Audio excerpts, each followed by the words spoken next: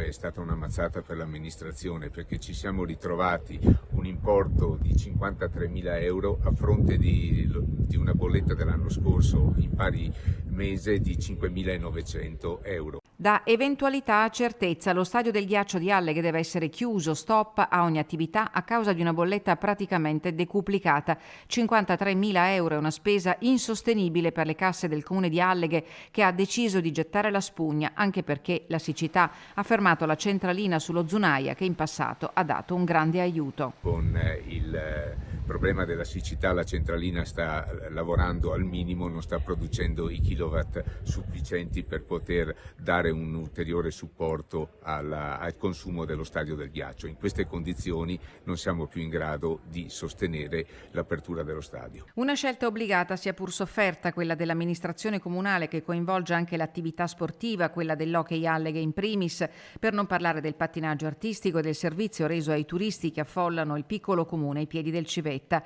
Alleghe potrebbe non essere l'unica amministrazione ad assumere una decisione così drastica. Una identica situazione si sta prospettando per lo stadio del ghiaccio di Taia, Pieve di Cadore. 55.000 euro la bolletta di agosto, e la soluzione, considerate le priorità del comune, non potrà che essere la chiusura.